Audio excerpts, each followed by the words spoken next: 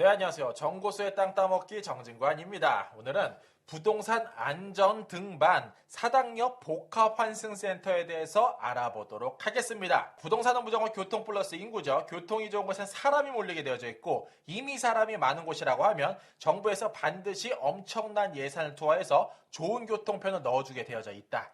그때 남들보다 그 일대를 먼저 선점한 이들은 과거에도 그랬고 오늘도 그랬고 앞으로도 자산이 자연스럽게 증식이 될 수밖에 없고 오늘의 주제 사당역 또한 그렇게 될 수밖에 없더라 말씀드리겠습니다. 자, 오늘은 이렇게 진행하도록 하겠습니다. 사당역 복합환승센터 어디에 들어가나 볼게요. 서초구 방배동 2431번지 1원에 들어간다고 이야기하고요. 연계한 교통으로서 오늘날 2호선, 4호선 자리하고 있고 여기는 사실 철도보다는 버스가 메카예요. 버스 51개 노선, 광역 19개가 들어가 있다 합니다.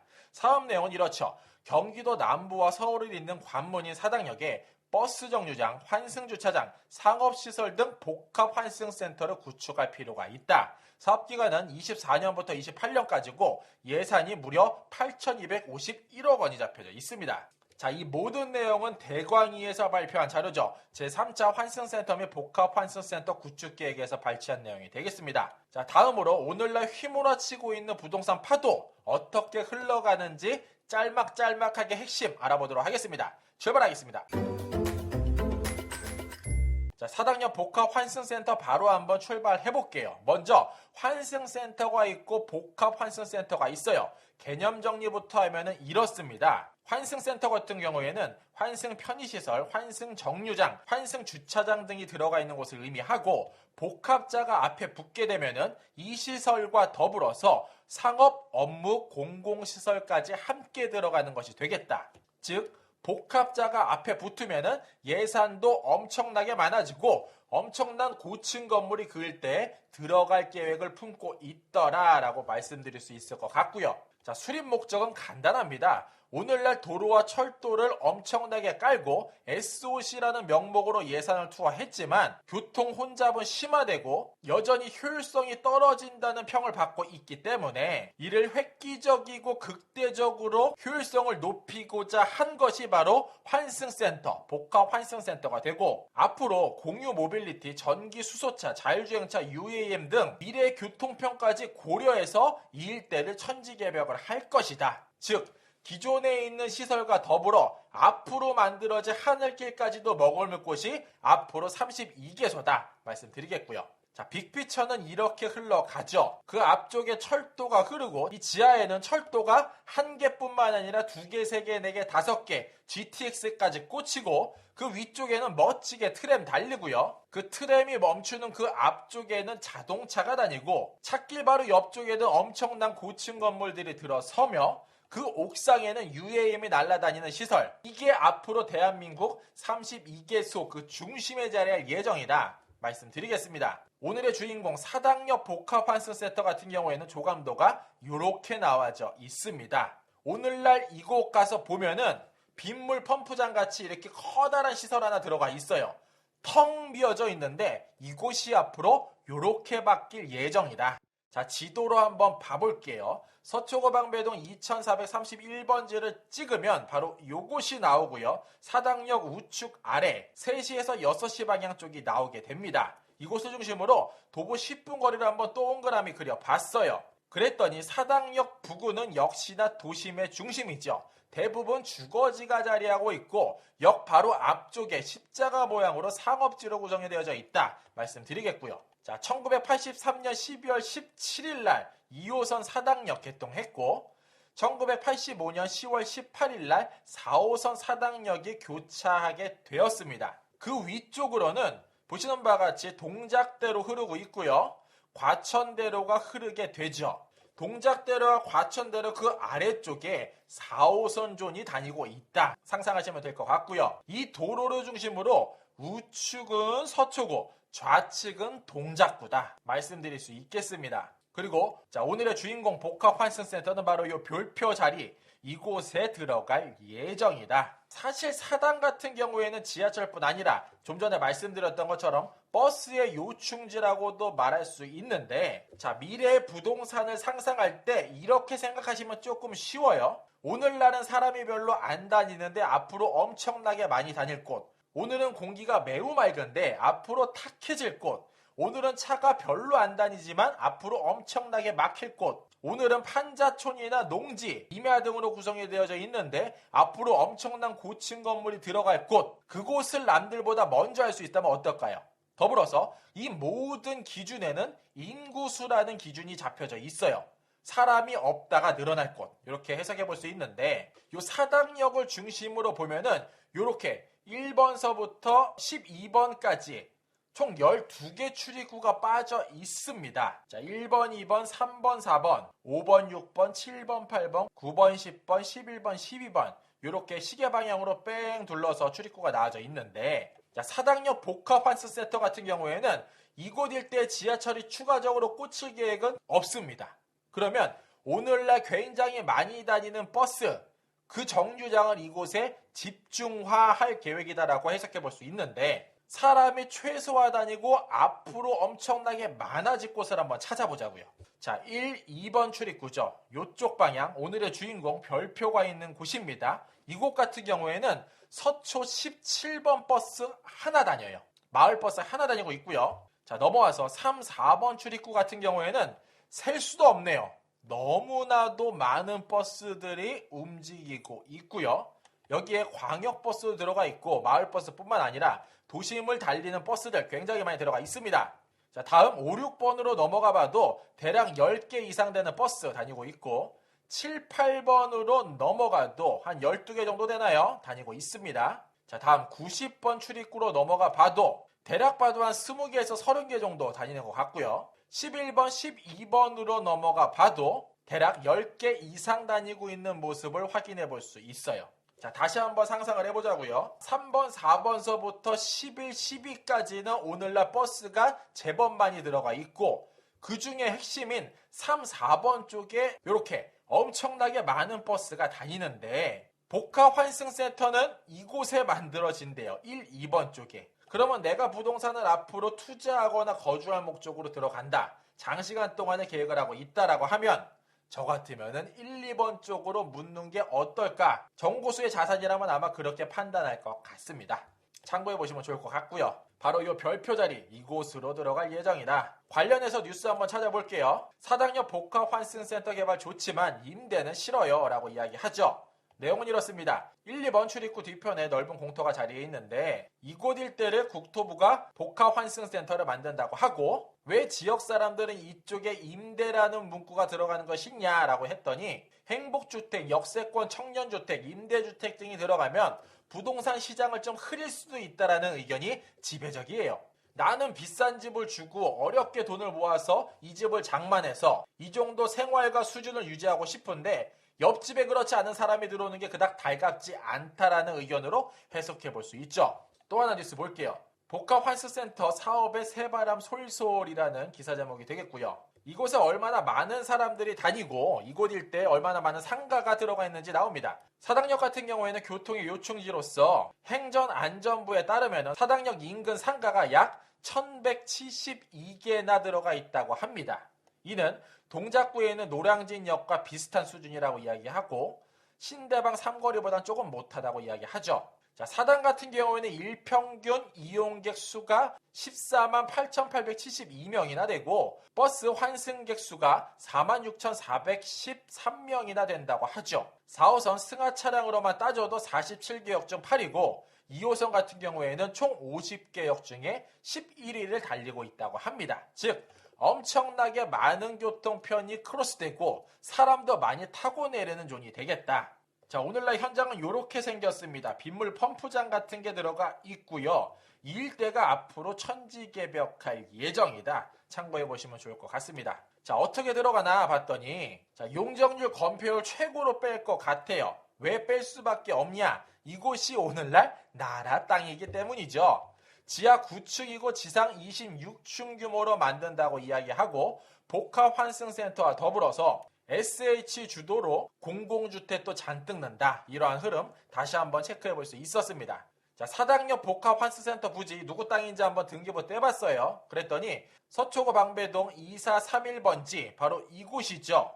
자, 이곳은 1940년도부터 나라 땅이었어요. 국이라고 쓰여져 있고 기상청 찍고 서울시 찍고 서울 메트로 찍고 서울교통공사로 넘어간 흔적 살펴볼 수 있었고요. 사실 서울 메트로가 서울교통공사다. 이렇게 생각하시면 될 것 같습니다. 자, 인근의 주택가격 한번 알아봐야겠죠.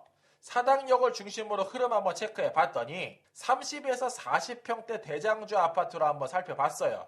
가격은 한 17억 원 정도, 역시 비싸죠. 강남이기 때문에. 그리고 동작으로 조금 넘어가면 한 9억 원대 정도까지도 흐름이 체크가 되더라.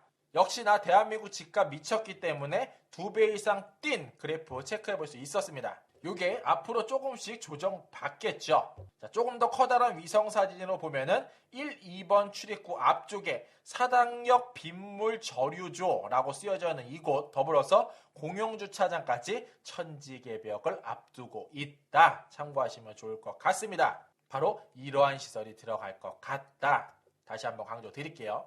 자, 다음으로 빠르게 흐름 체크 뉴스로 한번 알아보도록 하겠습니다. 자, 22년 2월 4일자 기사입니다. 거래절벽 지속 12월 주택 매매량 13년 만에 최저다라는 흐름 체크해 볼 수 있고 내용 한번 살펴볼게요.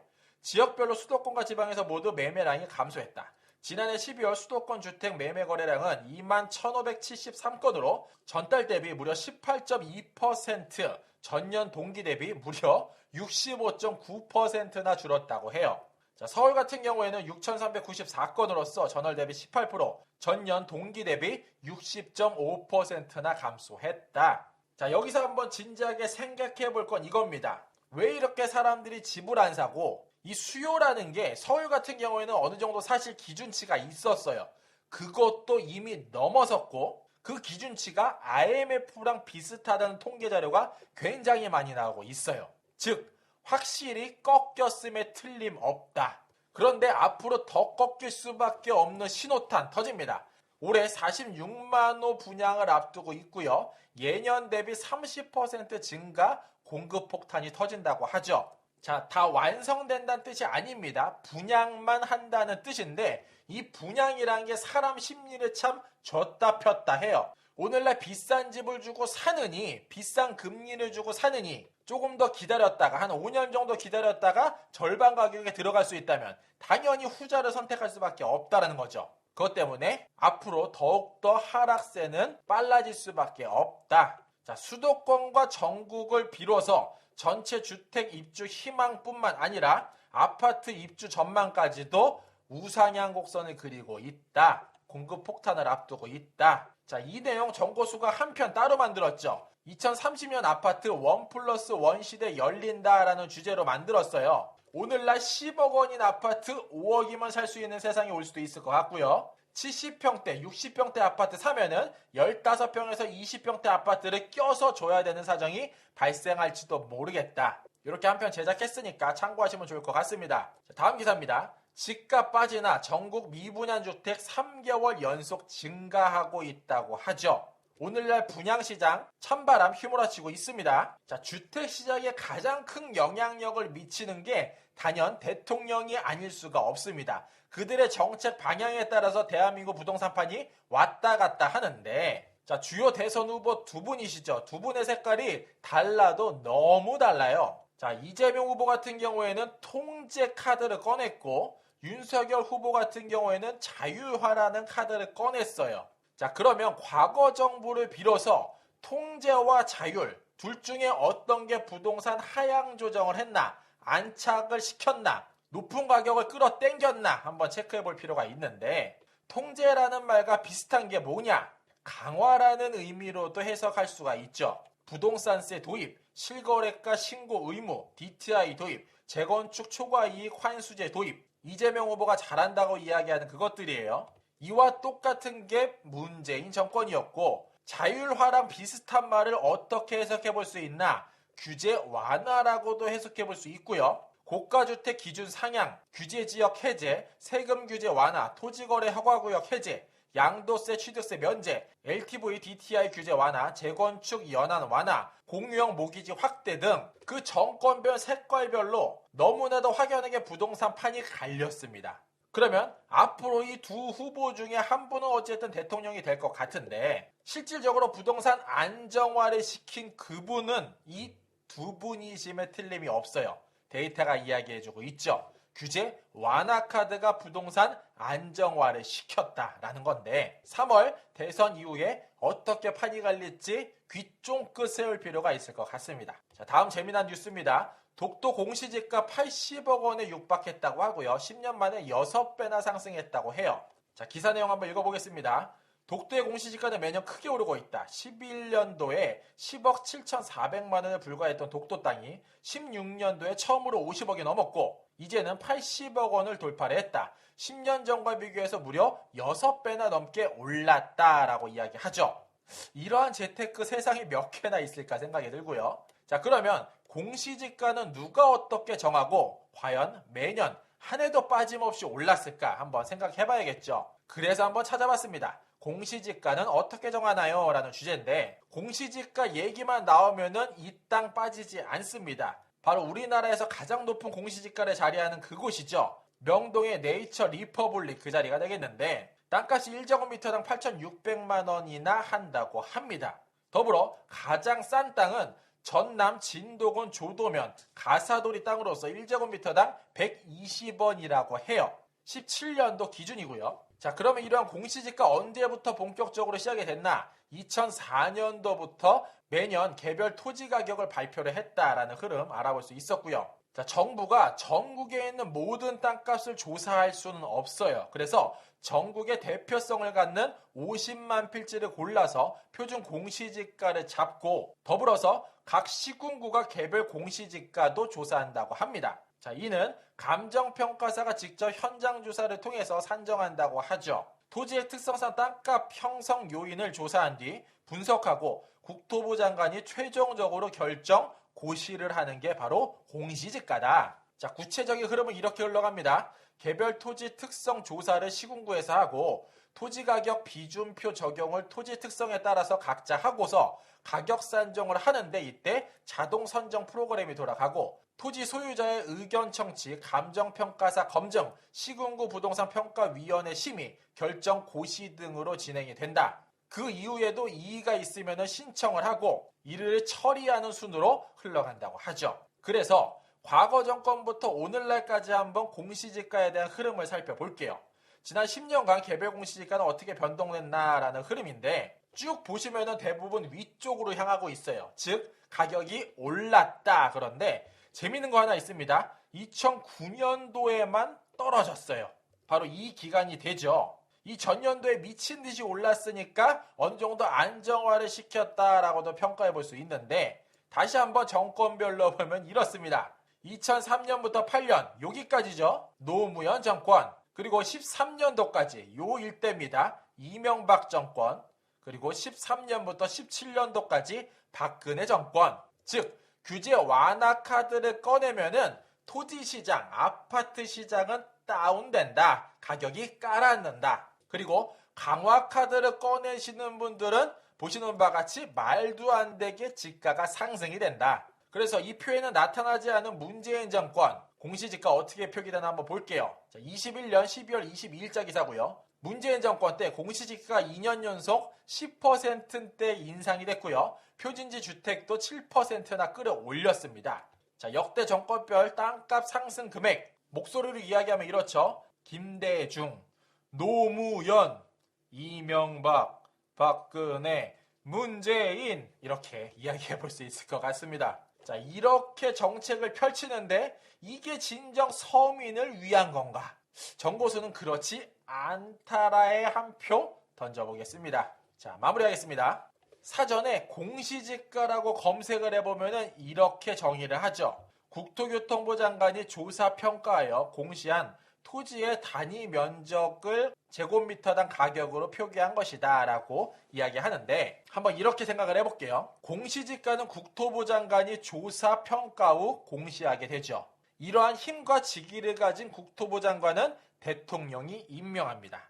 조금 앞서서 생각해보면은 정권별 공시지가는 대통령이 결정한다 해도 무방하지 않을 수도 있을 것 같고요.